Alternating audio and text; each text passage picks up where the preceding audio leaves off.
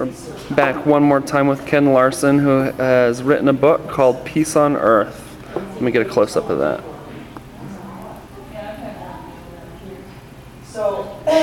And where can you find this book for sale? This book is for sale at Barnes & Noble. You can get it at iUniverse. That's a small letter I followed by the word universe.com, my publisher.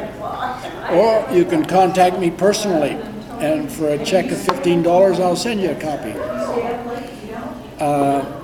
This book is my campaign pamphlet, flyer, platform. It expresses my views, a lot more than political, but it expresses my political views. It's a fantasy story about a guy doing Santa Claus. I don't know if you can move in on this picture, but there's a picture. Can you see that? Certainly can. That's me doing Santa Claus. And at the beginning of the movie, I fantasize about doing Santa Claus and having a little boy on my lap. His name is Billy. When I ask him what he wants for Christmas, he says he wants peace on earth.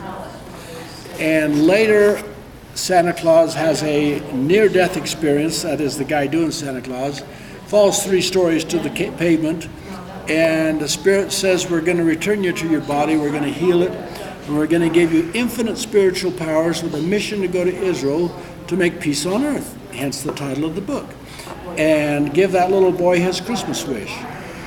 And so it's a lot of fun. I explain a lot of my ideas and philosophy, but in the end there's a very serious proposal for how the Jews can rebuild the Temple of Solomon without upsetting the Muslims.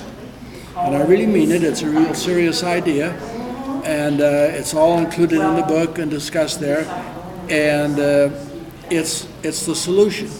I have this formula. The Founding Fathers said we were all equal. If we're created equal, that makes us brothers and sisters. Brotherhood means we love each other. And if we love each other, that means we tolerate each other. Tolerance is the key, the secret to peace. That's the step towards peace on earth. So the fact that we're equal leads to the conclusion that we should have peace on earth. We should treat each other as equals. And so that's what I try to preach in my book, Peace on Earth. Okay, Peace on Earth by Dr. Ken Larsen. $13 in softcover from iUniverse, or from me with a $2 shipping fee. Now you go into alternative energy in that book too, don't you? Yes, I do. It's a different kind of alternative energy. It's called ball lightning. You might have heard of ball lightning. When I was doing my postdoctorate in Colorado, I had some friends in the physics department who were looking into it, and they had designed a transformer that could extract electricity from ball lightning. They just weren't sure how to create it, and I've come up with some ideas how to possibly create it. It's an eddy of charged particles traveling like a slinky brought around in a circle. And with the control, and these charged particles could just be water. And the electromagnetic effects on it extracts energy from these molecules, and this energy is trapped in the wires around it, a transformer, and it's communicated through power lines. And this ball lightning generator could be like the size of a household freezer. You could have one in your house that could take care of all your energy needs, and they could be put in ships and trucks, maybe large cars, otherwise for airplanes and lighter vehicles. You might want to use that power to convert water into hydrogen and burn hydrogen. The exhaust from hydrogen is pure water, so it's actually cleaner than the air that comes into it. Okay, so this is theoretical science at this point. It isn't a proven way to get energy? It's totally theoretical. Okay. What do you think about the nuclear power plant that's being proposed on the Green River?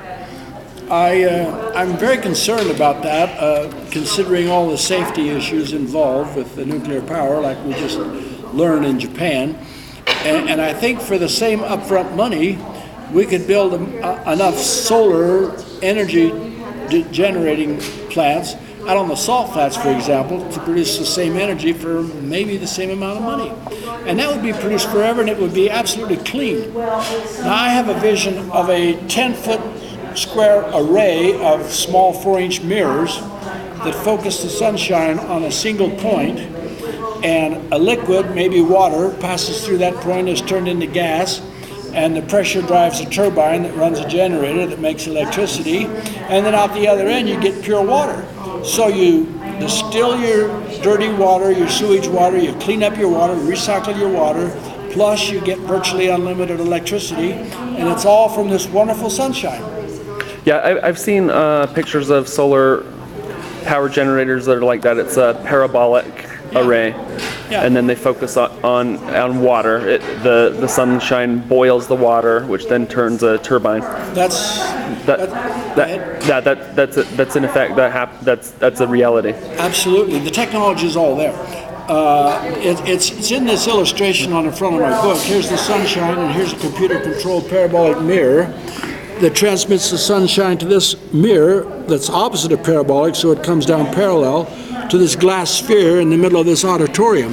Now, these are people sitting on the seats in the auditorium, staring at that glass sphere with the idea of getting spiritually enlightened from it. But it's still the same principle. You can direct sunshine into anything with a computer-controlled parabolic mirror, and you could have one in your backyard or mounted on the roof of your house.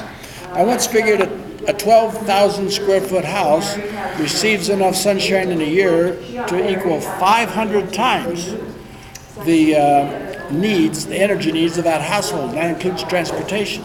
Okay, there you. The number might have changed since then, but not by very much. There's plenty of sunshine energy out there. We just need to learn how to use it.